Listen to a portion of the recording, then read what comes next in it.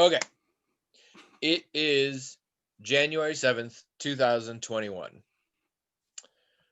I can't speak for you, but I usually do anyway. I don't want to talk about the events of January 6th, 2021. Not our bag. Not what we do here. However, I want to say two things. I want to tell you the best tweet I saw about it and the best meme I saw about it. My wife showed me the best meme, which I don't know the meme picture. It's some dude raising a glass or whatever, and it says, "Well, was a good 5 days. Here's to 2022." But what I really loved was this morning scrolling through the tweets, and I saw one that just said, "America, I'm going to need you to make a Constitution savings throw."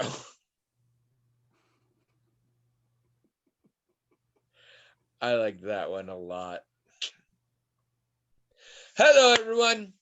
Welcome to the Magical Talking Hat podcast, the only podcast in the world that does what we must because we can for the good of all of us, except the ones who are dead. I'm Tony. And I'm William, and this is episode 512.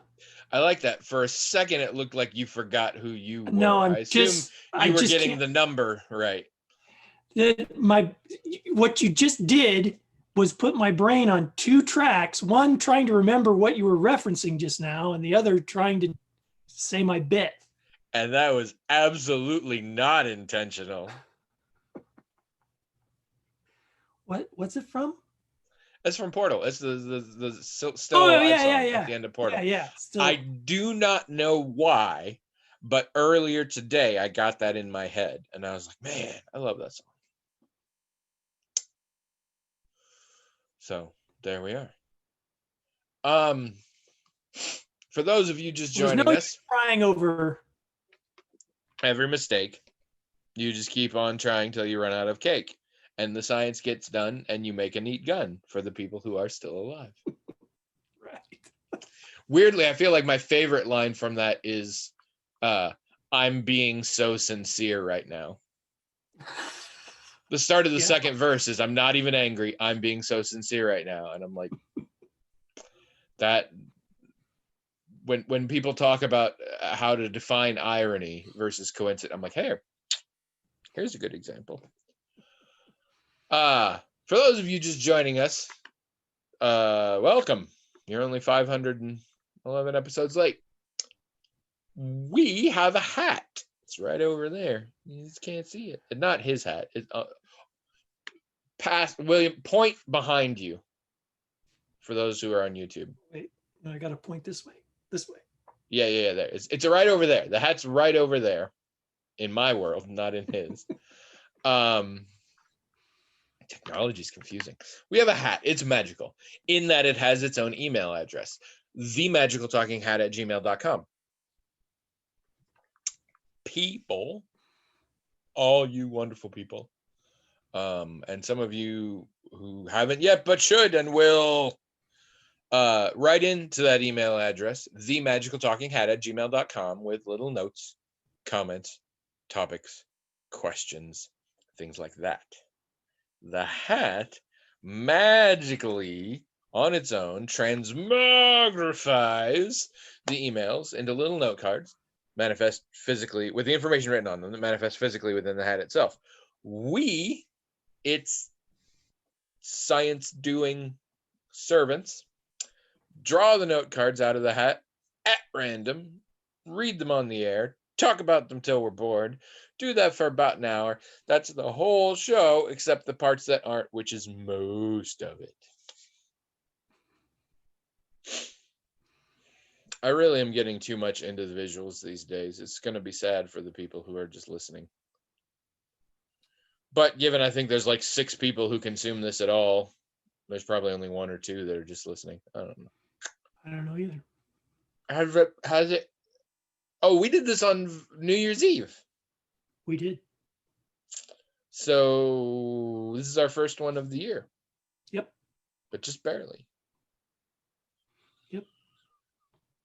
Did you stay up for New Year's Eve? Yes, very late actually. I stayed up for New Year's Eve, but was so not doing New Year's Eve things that it was like 1:45 where I was like, oh, it's a new year. Okay. Apparently I could have watched one of the New Year's Eve live bash things because Hulu was doing Dick Clark's New Year's Rockin' Eve or something. You could watch it on Hulu, but I did not. I'm not even sure. No, wait. I think when I came to bed, Trish was still awake. So we did a New Year's smooch, but it was like a couple hours late. We were aware when it was midnight, and I just don't even remember what we were doing at the time. I don't remember. Playing Skyrim. I mean, there might have been a video game involved. I just don't recall. Don't remember. What are you guys playing lately? Well, Abby tried to play Spider-Man, and I think when I talked about this before, you asked if it was the Miles Morales one, which I thought it was, but it wasn't. Yes. Well, and for the record, that whole conversation happened off the air, so I don't think the other ones heard that. Oh yeah. Well, anyway. But, okay, so it's not the most recent one. I thought it Okay. was, but it wasn't. My neighbor played the previous one, and he liked it. So. I mean, it seems fine, but I mean, she played it like for a few hours, and we haven't really gotten back to it. So I don't know. I think she liked it okay, but yeah, I mean, so yeah, we haven't. I think I don't know. She likes playing video games this time of year. It's like it feels like there should be a video game we're playing, but it's almost always a certain video game. Like it's almost always Mass Effect or Fallout or Dragon Age, and there's just nothing. There are no new games in those franchises or really anything that feels like that. So I think she's just missing something like that. I'm telling you, Assassin's Creed Odyssey. I think she would love it.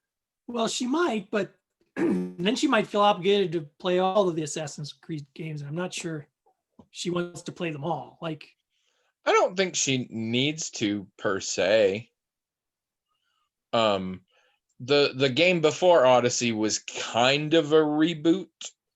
It wasn't. It is still a sequel, but it was kind of a jumping off point for people who hadn't been involved. Also, there are intense wikis out there to give you any backstory, although I don't think you need a lot. There's a little bit that would not mean as much if you just played it by itself, but I'll put it this way. If she plays it and likes it and wants more about it, I am a certified expert on Assassin's Creed, having played all the games. So I can give a lot of advice, but come on, I sent you my Wonder Woman screenshots. How did that which were very cool. Make it happen? I am deep into Odyssey, and it's funny because I didn't think I liked it as well as the game before, and the reasons I didn't are still there. But it is such a gorgeous open world, and they did such a good job. There's a lot of very generic quests in places that sort of don't matter in the long run and stuff, and they seem big at the time, and then you move on and nobody says anything again. But they still have really solid characters, and in particular, the main character, Cassandra. Like, I have a very strong sense of her, and I very much make my decisions based on what I think she would do. But it's just gorgeous, and I mean, I'm just doing little crap now. I've got a little bit more before the DLC but I'm just doing little side missions that'll never matter because I'm just enjoying it. I don't think it's gonna happen, but this could be the first game I ever do a platinum trophy on. Wow. Because I'm getting really close already with a lot of it. And I probably won't, again, because there's some stuff that you have to do that's like annoying, and I sort of take pride in the fact that I'm not willing to do that to get an achievement on the PlayStation Network. But I think this will be the closest I've gotten. What is I'm 140 hours into it. What is Assassin's Creed Valhalla? What's that? That's the next one, I say I played all of them. I haven't played that one yet. I'm usually 1 or 2 behind. Assassin's Creed Valhalla is the next game after this. It is currently the most current one. So, I mean, I think she is actually a little interested in that one, but that's the one you can't give us any insight into, huh?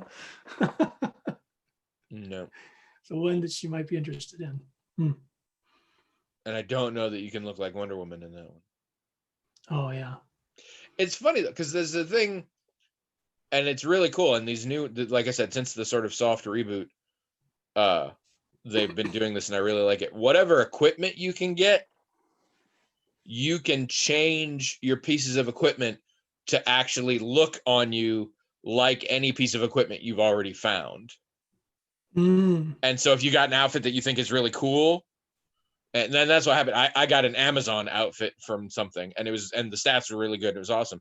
Later, I got a different outfit that's way better, but I didn't like it. So I just made it all look like the Amazon outfit. And I've discovered later that there are little things where you can unlock, like for a given look, you can unlock like it's made of wrought iron, or it's made of silver, or it's bronze, or things like that.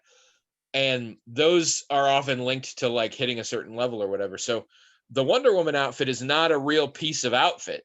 It's not real equipment. It's a look option I can pick in the menu, and I think it's based off of the Amazon one because it looks kind of similar but with a different color pattern, and it would make sense thematically. And it's not called one, it's called the Wondrous, the Wondrous Circlet and the Wondrous Armor and stuff like that. Right. And I think I just hit a level where I unlocked it because I don't remember finding it, but I was like, I'm gonna change my look, and I was in there and I was like, holy shit, It's very cool. It is, and that's what I'm wearing. Well, I sort of have 3 outfits that I switch in depending on how my stats are set up at the time. But my main one, my warrior one, is I look like Wonder Woman just all the time now. It's awesome. Cool. Yes, I bought more games. I spent $60+ on PlayStation the other day because everything's on sale right now. Right. And because winter is here, and Yeah. between COVID and winter, I'm going to be playing a lot of video games so that I can stay alive and not murder people. So I bought for $60+. I bought the Final Fantasy VII remake, which I didn't have any interest in, because Final Fantasy VII, even though it is far and away the biggest deal of the Final Fantasy games, was never one of my favorites. It was fine, but I've liked others better. And I also didn't really care about a remake of it. But everybody in the world really likes it. And like I kept seeing it on lists of like best games of 2020 or games that got me through the pandemic during 2020 and stuff like that. And it was on sale. And so I asked a friend who I trust, and they're like, yeah, it's pretty good. So I got that. And then I got Witcher 3, plus its 2 expansions, even though I never finished Witcher 2, because I really shouldn't have said this earlier. I should save it for now. Everyone thinks Witcher 3 is the best game in the history of the world. I have not heard anyone, even a show I watch that reviews games comedically just to make fun of them, said it was good. Like, he never says games are good, and he said this was good. He had criticisms, and all of his criticisms were just certain things he doesn't like that I'm like, I love those things. So I'm like, I'm not gonna play it now, but at some point I gotta play it. And it was really cheap because when everybody's already purchased it, they're like, oh, we'll discount it heavily. And then I bought an old RPG from 4 years ago called Technomancer. That's a sci-fi looking thing that I'm sure is terrible, but I've been really curious for years, and it was marked down to like $3. So I was like, whatever, I'll grab that. And I've been playing a little bit on the side the sequel to the Sherlock Holmes game. Right. This is the one that only cost me $250. Right. And I get why. I finished the other one. Okay. And this one is, okay, it's very weird. Same company making it. Same basic premise, same menu layout. They've changed the interfaces look cosmetically, but it's the same deal. Sure. Same characters in terms of like there's Sherlock and Watson, but there's also Toby the dog and stuff like this. Same office, like same home. The 221B Baker Street looks the same. Everything has a slightly different artistic style, but it's the same thing otherwise. Sure. But and it's set the same year as the previous one ended. And I know this partially because we know what year it is, but also they very specifically talk about like you meet the new neighbor who's this woman, and at the very end of the last game there was a new neighbor moving in and it was a young woman. So I'm like, so this is like right after. But Watson and Sherlock have completely different personalities than they did. And also the game just decided, you know what people loved about this mystery solving game? Shit tons of more mini games that you have to do to further the story. Right. And so now if I want to go find a clue by eavesdropping on some people in a bar, I have to do this thing with the thumbsticks where I keep them in the same circle long enough to hear it.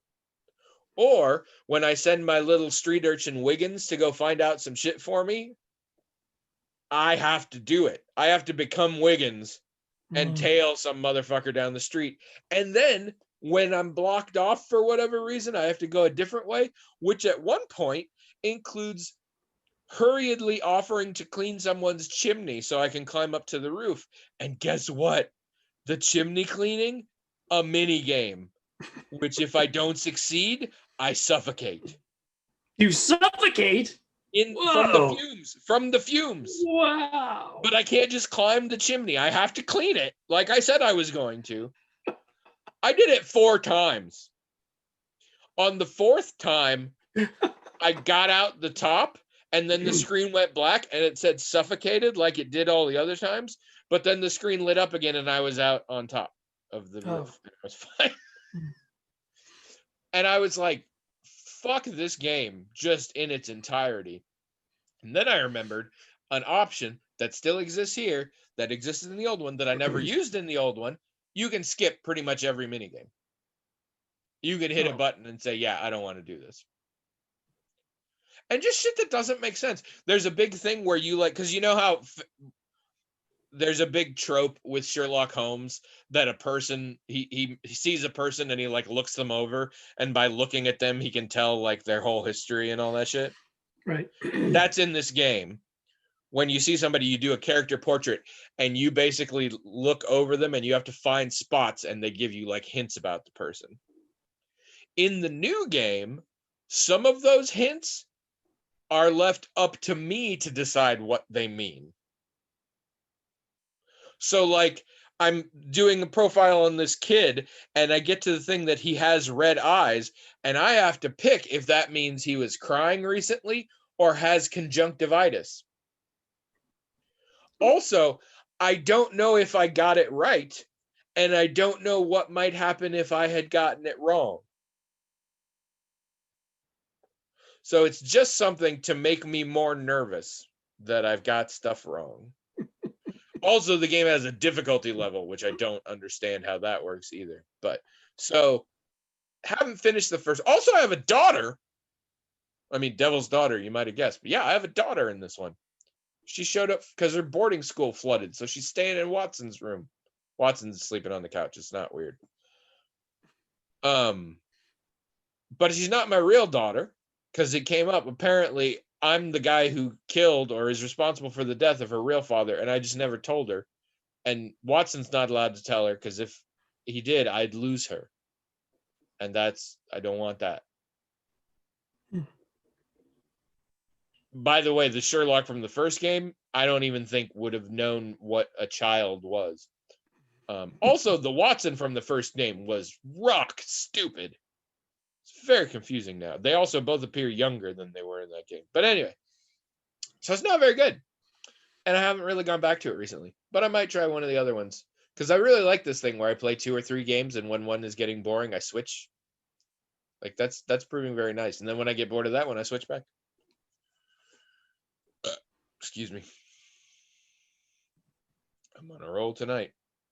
I'm not feeling good today. No, No. what's the matter?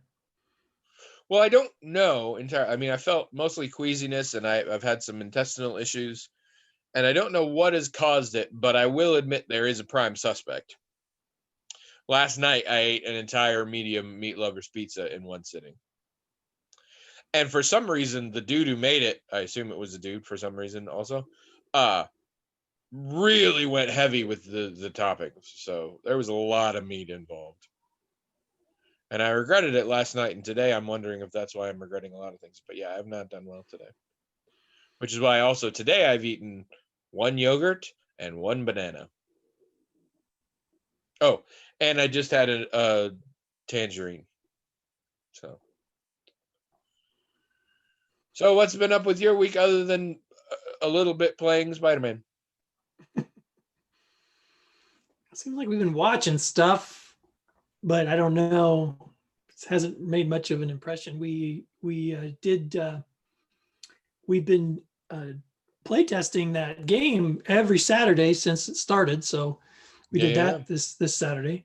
It's very fun. It's very interesting. You expressed some interest in what it would be like for me to play a criminal, because that's what I'm playing, a criminal. Mm-hmm.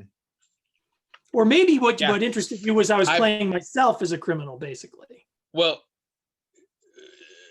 the last time we talked about this game at all, you had just created the characters. Mm-hmm. And you were playing a criminal, and you were playing a very departure from what you normally play, you thought, because not only were you playing a criminal, but you said normally you play versions of yourself, or not versions of yourself. And this time you're basically playing yourself, but a criminal. So this was a lot of expanding horizons in terms of how you've role played before. So I was curious how this would go. Yeah, it would be easier to play a criminal who's not you. Some kind of an alien. Yeah, some kind of an alien or based on an historical figure, whatever. That'd be easy. But what I mean, one of the reasons why I decided to play someone who was like me in every respect, except a criminal, having a different background, obviously, that, to facilitate that criminality, was because I wanted to focus on the criminality. Like, I didn't want to be distracted by having antenna or, Oh, and so you wouldn't have to think about the rest really, because it's just reflexively you'd know, here's what I would do. Right. I wanted to Makes focus. sense. I wanted to focus on the criminal bit. I wanted to get that bit right. That's smart. And I have never heard of somebody making that sort of reasoning. And it wouldn't necessarily have to be playing yourself, but playing some character that for some reason you know really well. I've never thought of that. That's a good idea. I might think of that the next time I play something. I might be like, okay, what do I want to focus on? And then I'll fill the rest with stuff that I just sort of have muscle memory for. Exactly. Which I don't have muscle memory. I don't have muscle memory for anything else but me. So there you go. Well, but also it was good for the game, or at least I thought it was, because I think among all the there might be, okay. I'm the only non-genetically modified human as far as I know. If there's other humans, they have had genetic modification or cybernetic modification. I think there might be one other player, but I don't know. That player's having experiences that Bill wouldn't have. Bill, that's another thing. My character's name is Bill. So I'm let's just say I'm the person. If I'm not the only human, I'm the one having the most human experiences in the game. Everybody else is having unusual experiences, and mostly because they're not human. I just thought that would be. I think I'm also the only criminal in the game. So. Wait, is your last name Burr? Are you just playing the dude from Mandalorian? I don't. I haven't come up with a last name for. Maybe it's Burr. No, I don't think it's Burr. I kind of try to avoid having a last name for the character, but that'll probably happen. So how's it being playing this character? Um, well, I take all things more seriously than most people do. Even things I'm not in that I don't think I'm taking by my standards is usually more serious than other people take it. So it's been challenging because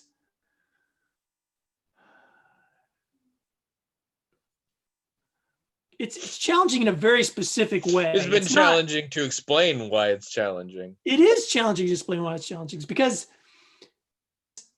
it's not hard for me to imagine or up with criminal ways of thinking, right? I mean, when you're a person who, we've talked about this before, when you're a person who tries to like be a decent person in the world, I think some people think of someone like that as a quote unquote good person or quote unquote nice person as a person who is less sophisticated and less, kind of dumber than most people. Nice via naivete rather than nice because you've decided to be nice.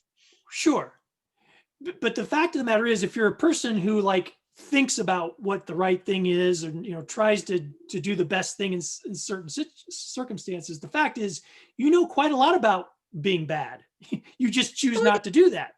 No, and as somebody who works really hard to be as bad as possible, I couldn't be like that without being acutely aware of things I could do that might actually help people or be good. Yeah, no, I get it. So it's not hard to think of bad or to think of if I was going to be a bad person, what would I do?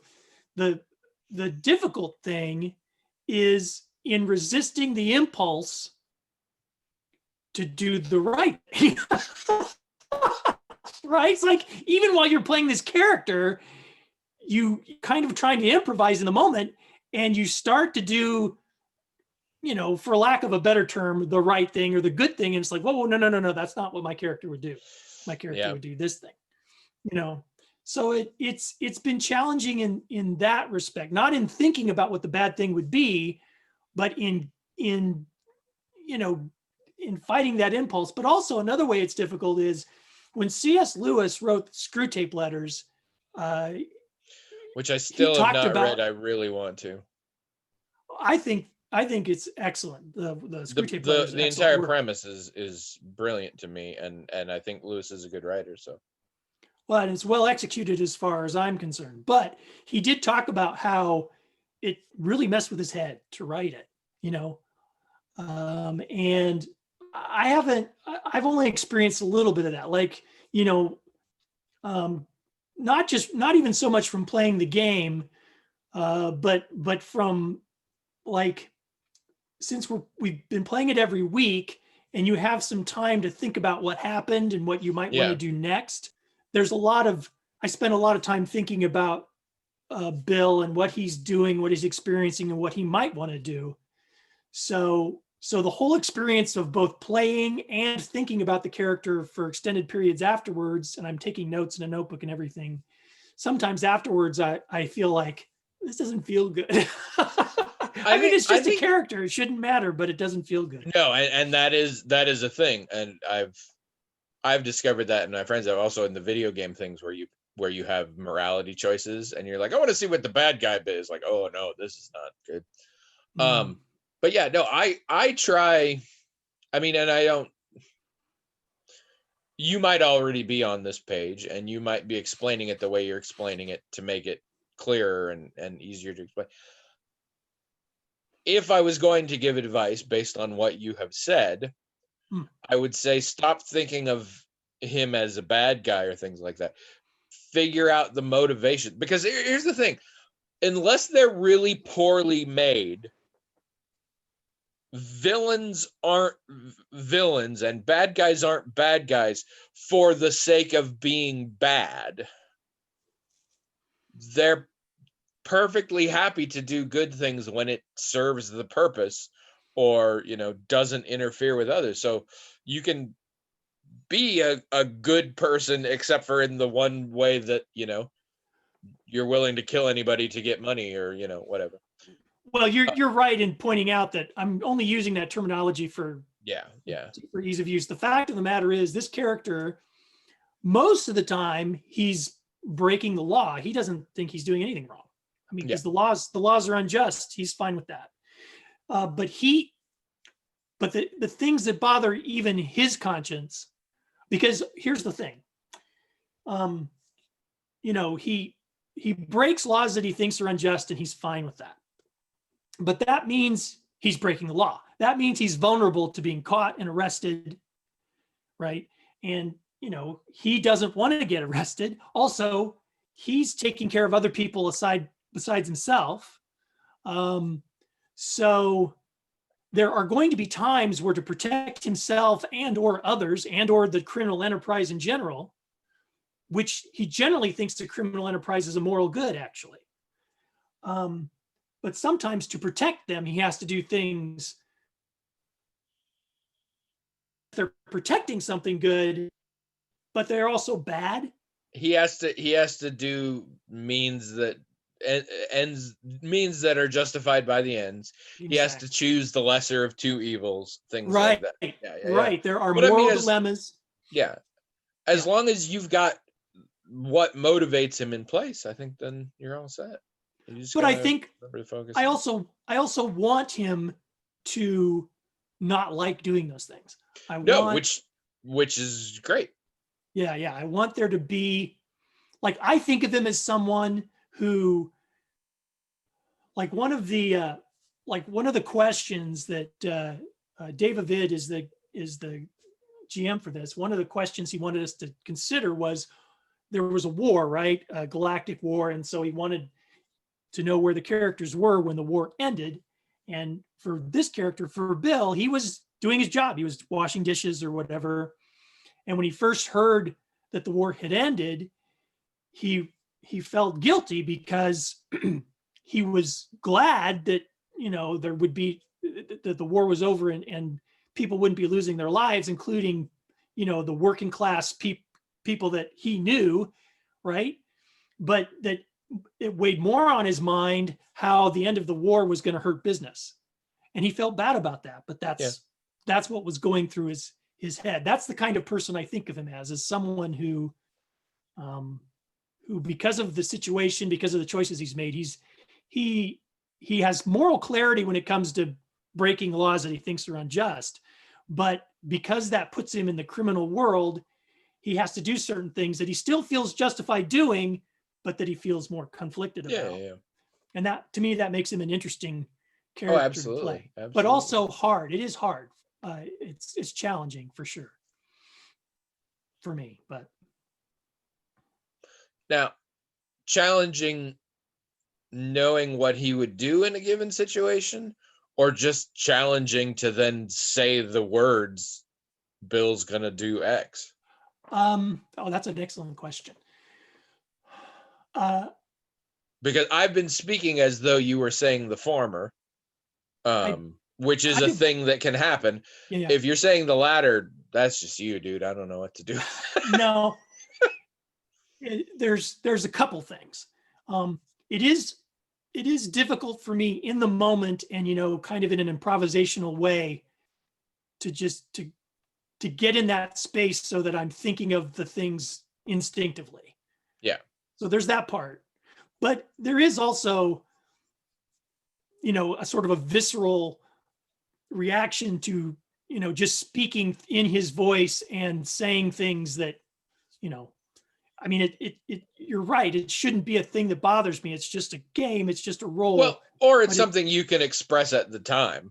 Yeah. I've definitely had moments where I'm like, God damn it, I think I got to shoot him. And everybody's like, what? And I'm like, I know, but my character X, Y, and Z, that's what my character would do. So yeah, I shoot him. Yeah. And I mean, I make it, no, I don't like, and that's the thing. You want your players to know, like, this is the character, not like, ha, now I get to shoot this guy. No, like, my character, even if it's like my character is excited for this, not Tony. Well, I mean, because there are other people playing who I only know a little bit. I mean, I've Yeah. only met before once or twice. Like they don't know me personally. Yeah. And some of the things I'm going to do are it's going to have a negative impact on their character. And Yeah. I definitely don't want them to think, hey, you're a perfect stranger to me, but I'm doing this to totally mess with you and your No, character. and you got to find ways out of character to sort of work with that. I Yeah. mean, if they're good gamers, they'll know the difference. But I mean, then you just take a little extra time to like be nice to them out of character or something like that, Yeah. or Which, you know, in Zoom is kind cheer of hard. cheer them on with good role playing. That's a thing. Like when somebody does really, I'm like, oh, dude, that kicks ass, like that kind of Although thing. we're not using Zoom, we're using And something else, but you can also be open about the fact, like, William is sorry to do this to you, but Bill. yeah. But Yeah. like I I said, don't if know. they're decent gamers and if they're gaming with Dave, then they probably are. Well, and They again, know. They I've know. met all these everyone. I mean, Mark and Michelle, of course, I know, Yeah, yeah, but if the other people I have met and have played games with before, so it's not like we're total yeah. strangers, but we don't know And each other very well. there's a huge distinction between your character screwing over characters to make characters' lives more difficult and you playing a character in such a way that makes the game less fun for them. Yeah. And only the second one is a shitty thing. The first one can often be an awesome thing because, as a lot of games say, like, what tends to make games good is what makes them interesting. And interesting is not always success. In fact, it frequently is not. Right. Well, Um, in any case, I'm having a great time with it. It's really fun. yeah, that's very It's cool. so nice. It's so fun. It's so exciting that we've been able to do it every week since we started. Yeah. Because when there's too long a gap, you sort of lose Oh the yeah. the sort of, I don't know, the mindset, I guess. We're Not having that that a smart. little bit with my game. We're gaming every week, but like we're not necessarily like this Tuesday didn't game at all Mm, because we were just chatting about things and we need that too. So I mean, sometimes I try and get us back on track, and sometimes I'm like, you know what? None of us can really socialize. We need this. right. Sure. Um, have you noticed our shows have been getting longer? Yes. That's interesting. Well, the reason is because we more often want to fill all the time with just us talking about stuff to But make not sure we necessarily. get a question in anyway. So that's really what we ask a question when we're Yeah, already but over, how is that different than because in the the past? because the few times where we filled up the time with conversation and didn't have a question, we've just not had a question. But we've had that too in some of these. I mean, I agree that the ultimate reason is that we fill up the whole time and then we do a question. What I'm saying is, why are we suddenly doing what? Why is that happening? I don't know. I Both think in it the just sense I'm choosing to put in questions because I feel like there have been too many where we don't. right, right. But why are we filling up all the time so we have no time for questions? Oh, I don't know. I See, mean, I'm looking for the root cause.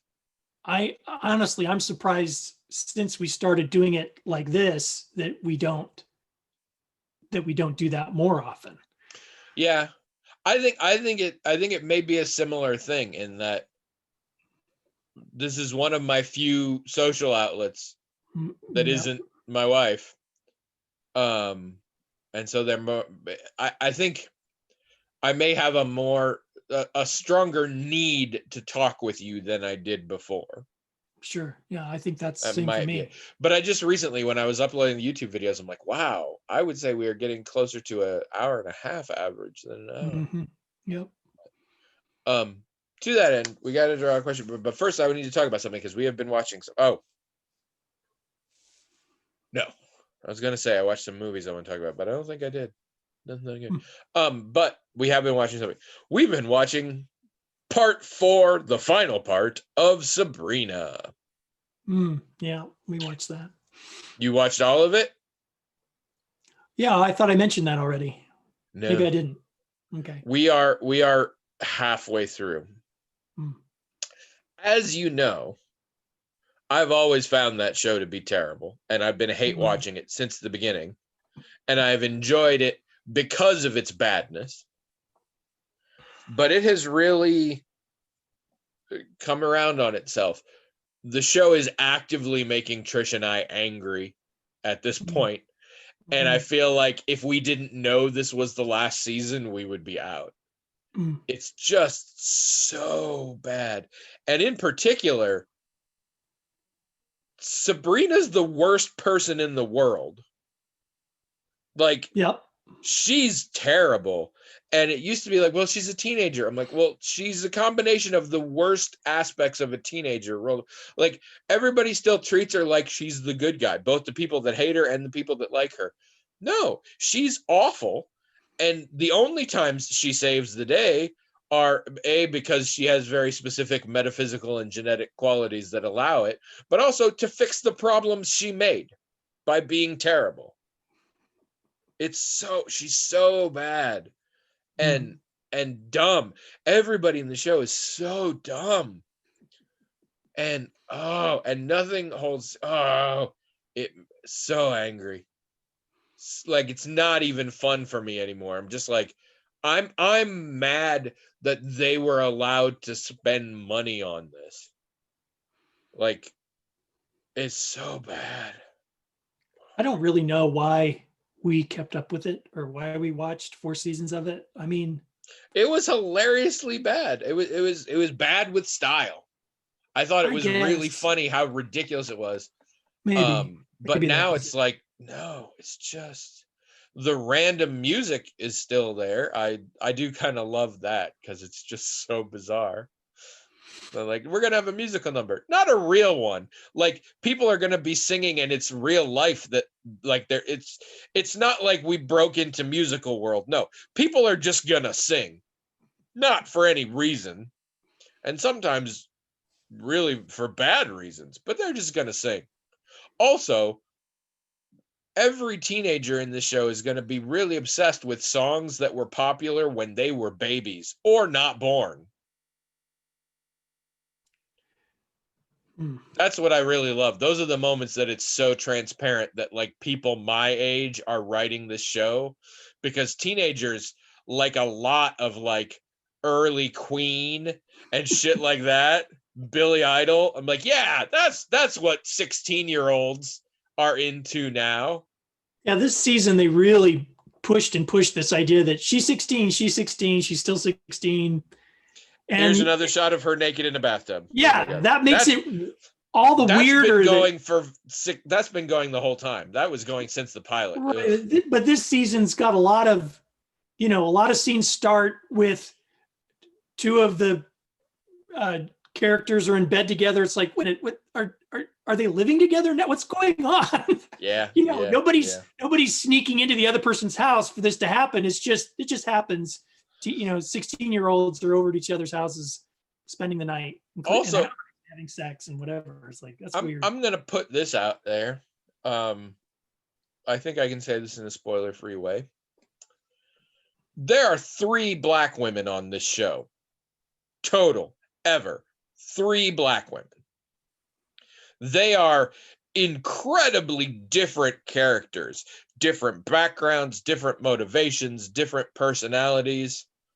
For some reason, we decided this season to do a lot of heavy hand waving to make them all special in a very specific way together, that appears to have nothing to do with the fact that they, again, are the only 3 black women in this entire universe.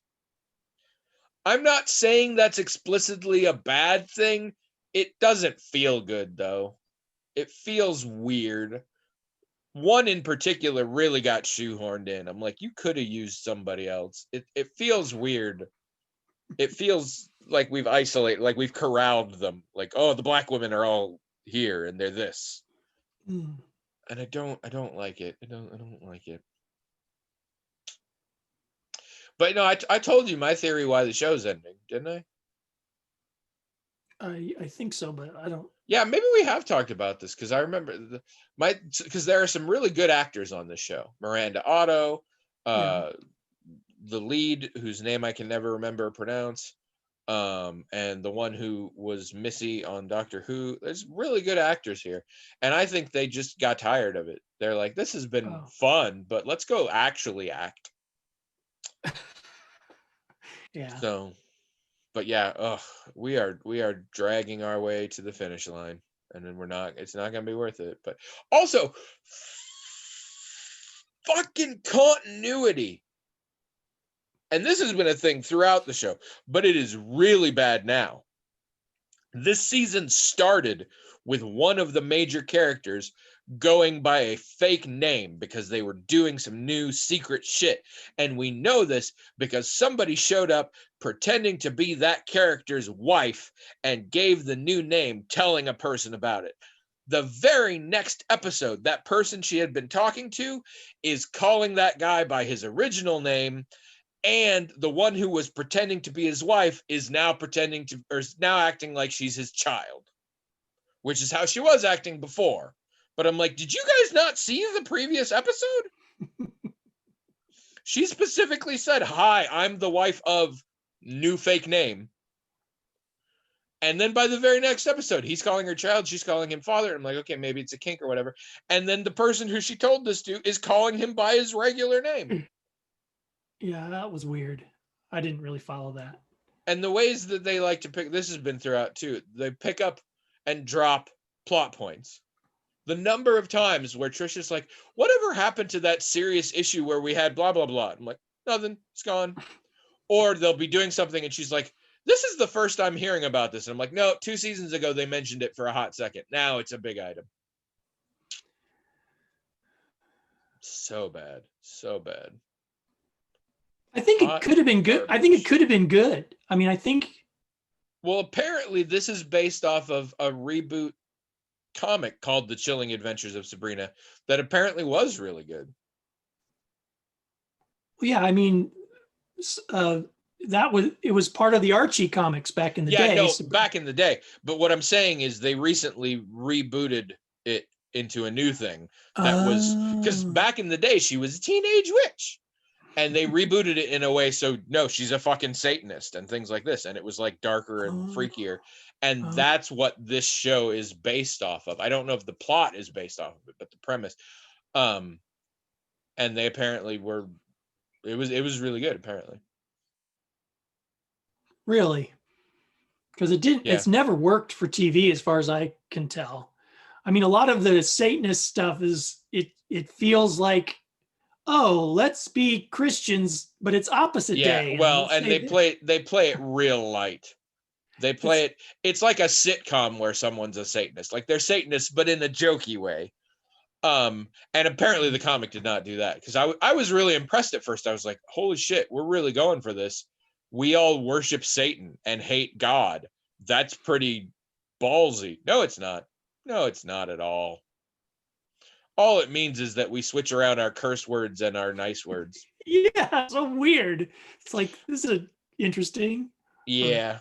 And what I love is how pernicious that facet has been, because a lot of things have happened in ways that we shouldn't really be doing that anymore, but we're still doing it. It's a terrible show. Anyway, let's draw a question. Okay.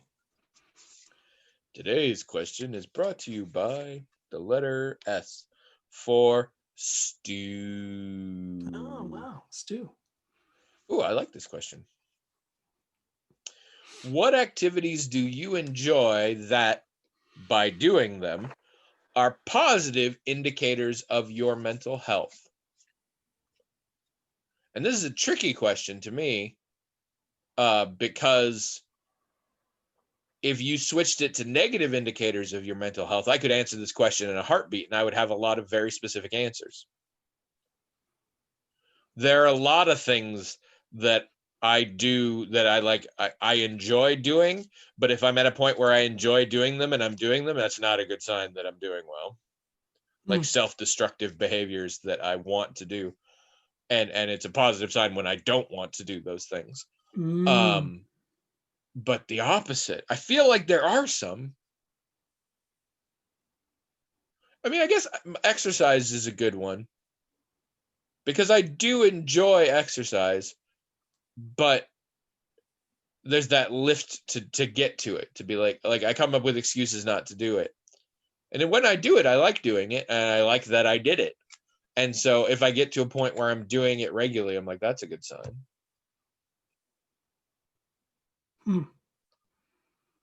What else? What else? Writing is probably there because I have motivational issues there, but it's usually a good sign when I'm doing that.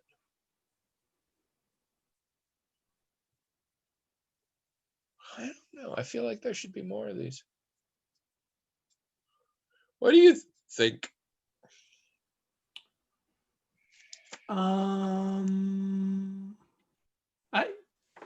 What's the question again? What activities do you enjoy that by doing them are positive indicators of your mental health?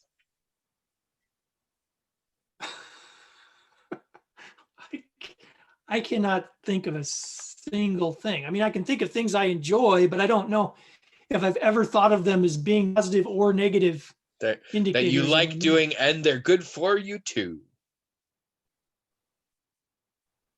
Well, let me see if I can rephrase this in a way that might help.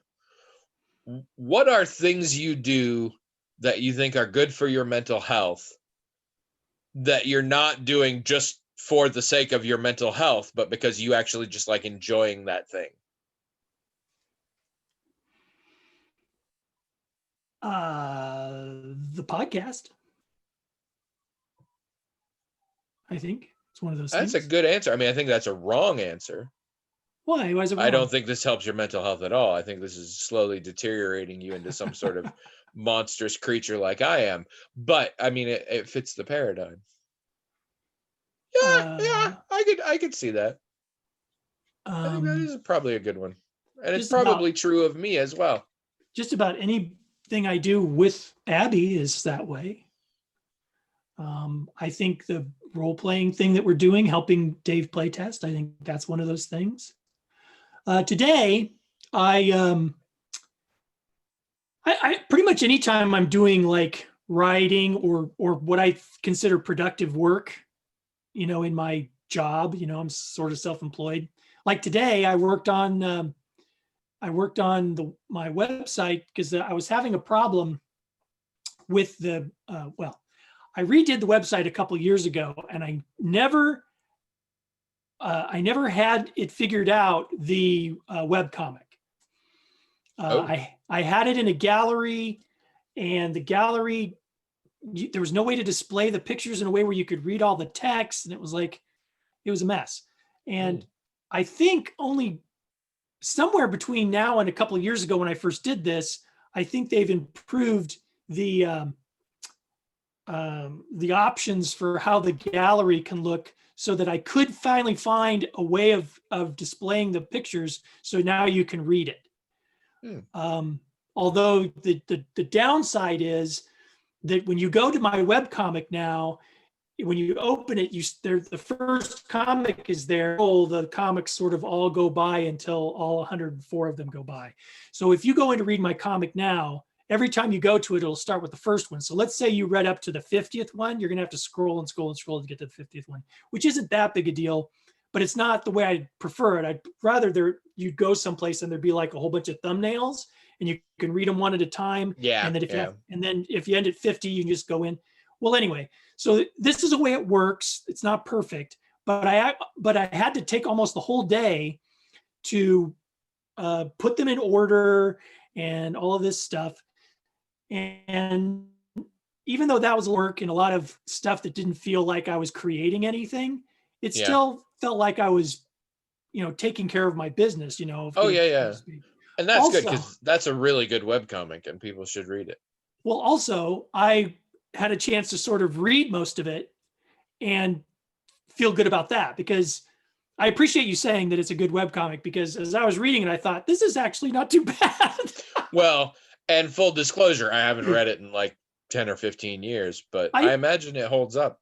I do wish people would go back and read it. It's in a fairly good format now. You can read it, and it's all in order. The And blog also, is still jesusismygrandpappy.com. no, it's Aether Theater, which Oh. my name in the blog, whenever I put anything in the blog, my name is a link. If you click on it, it goes right to my webpage. And you just go down to the link that goes into webcomics and you can read it. Some of it's kind of timely even because Oh. there's an election in it. Do you remember there was an election in the webcomic? Oh yeah, I guess there was. There's actually an election in it and things. So I don't know. When I was reading it, I thought, wow, this is actually not too bad. And I mean, not just the story aspects of it, but the photo aspects of it actually weren't So too bad. you removed the whole part about how you're descended from Jesus? Oh yeah, that's been gone for years. Holy blood, holy blog. That's been gone for years, because actually now when I first did that, it got a lot of attention. I mean, I don't know if you remember, but lots of people came. Oh, yeah. Lots of people came to the blog, and most of them weren't very nice, which was hilarious to me. I always found that one amazing because it felt very out of character for you to me. Because I'm like, well, I here's what it came down to. I got why you thought it was funny, and I didn't find it offensive, and I understood why other people did, but I wasn't bothered by that. Problem is, I didn't find it that funny. So it seemed weird to me that like you were willing to just piss people off for a joke that I'm like, it's not that good a joke. I thought it was hilarious. I know you did. I mean, to each his own, I guess. But I thought You were way into it. Yeah. hilarious. No, I remember Well, because when you first explained it to me, you couldn't stop laughing.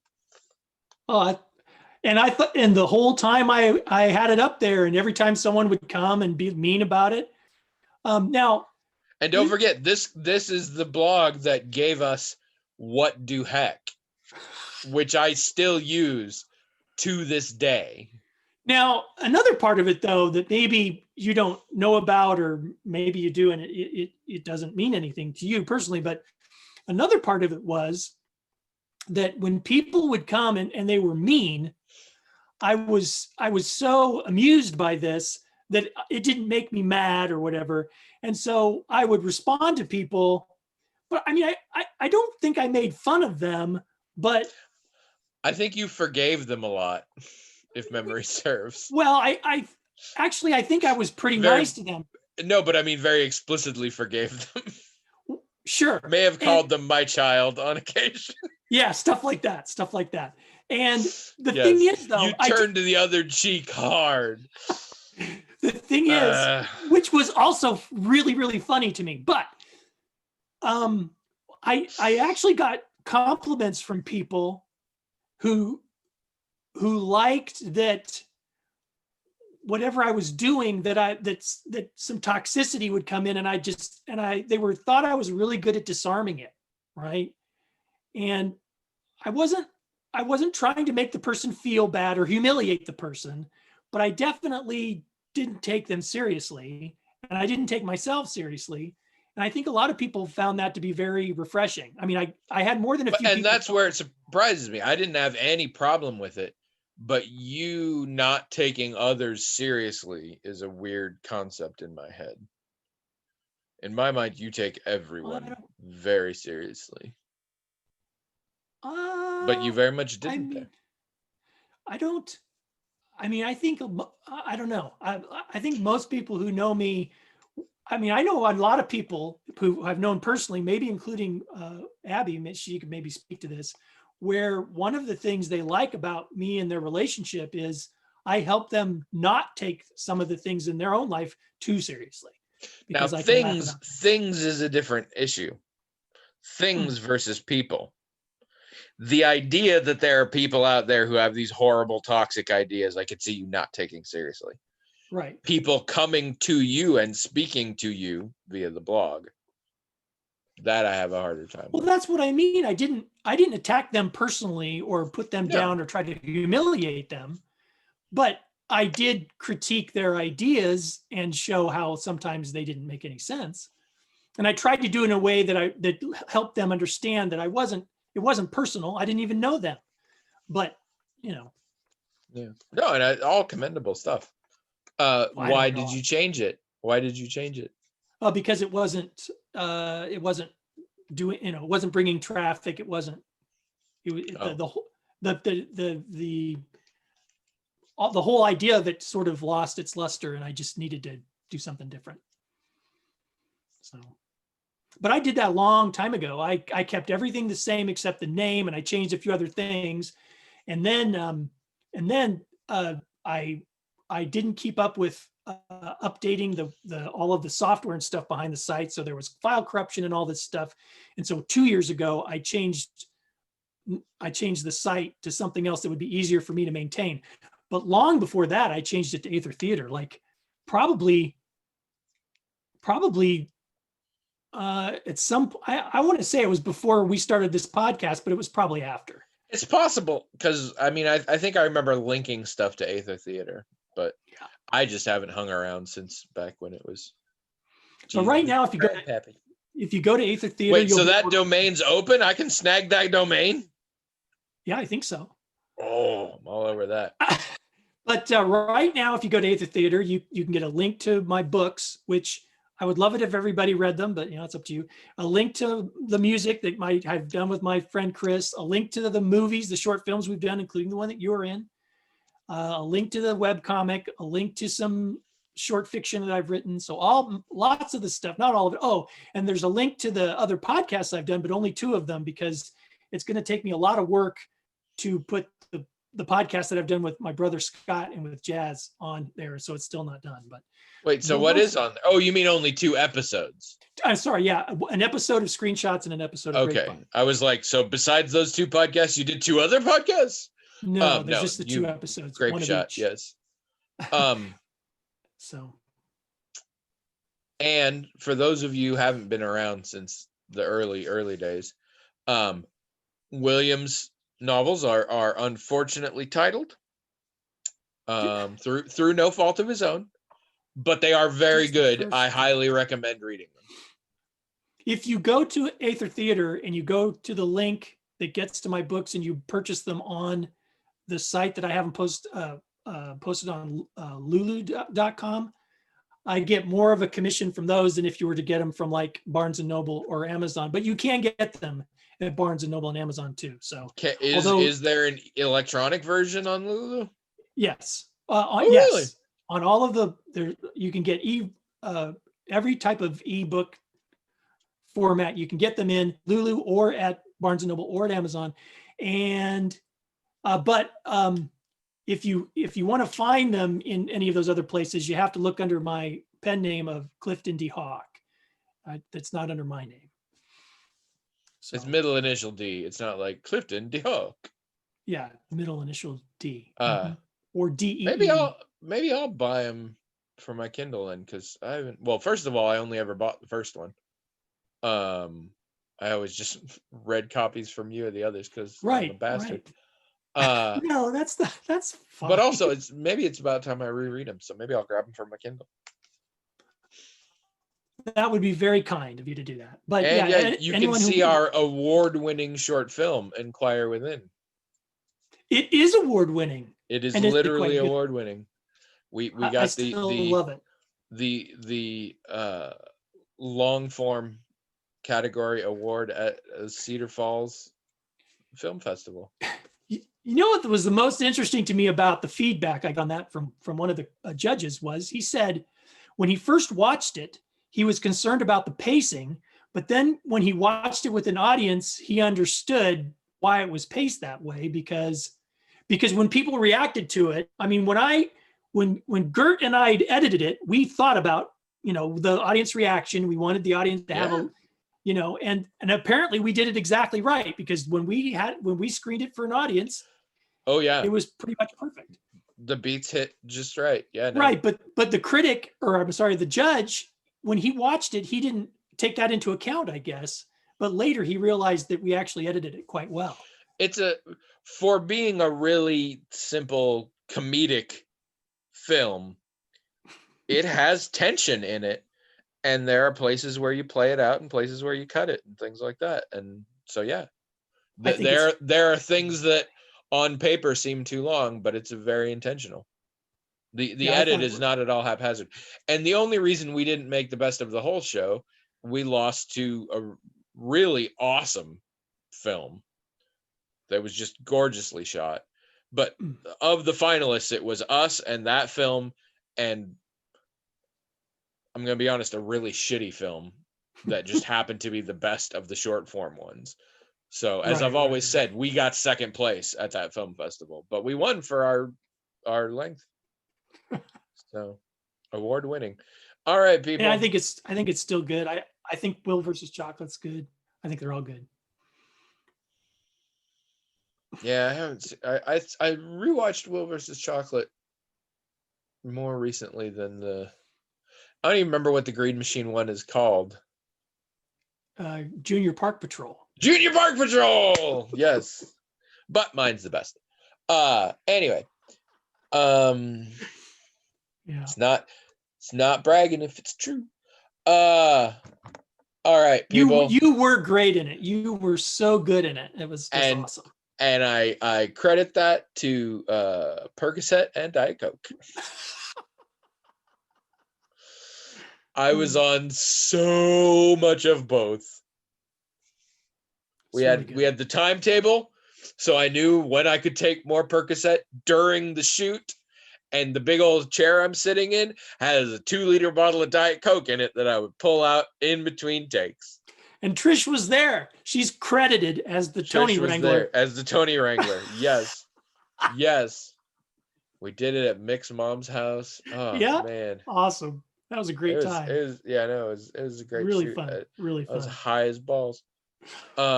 Severe back pain. I wasn't just for the fun of it, but yeah. All right, people. That's it for 2021. Let's all be quiet until the next year. No,